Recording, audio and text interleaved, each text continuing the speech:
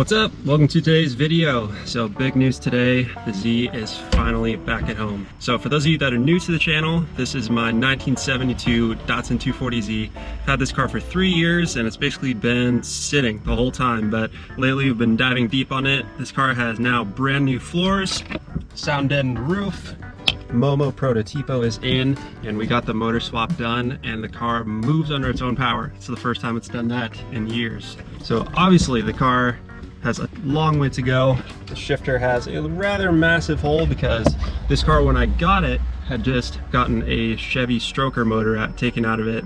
The guy said it did burnouts at 100, so it must have been a pretty wild motor, but let's go and check out the stuff that just got finished and see how it's going.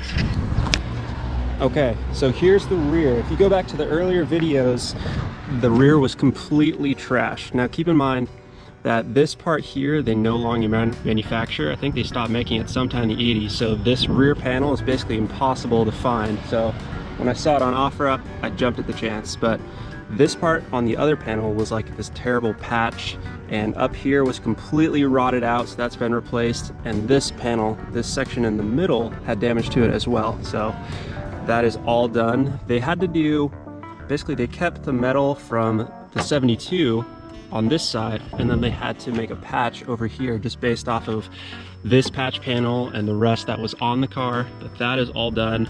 Obviously it still needs body work. It's got a little ways to go, but it's a far improvement over what it was before. In addition to that, the BRE wing is on. You can see some of the colors that this car has been.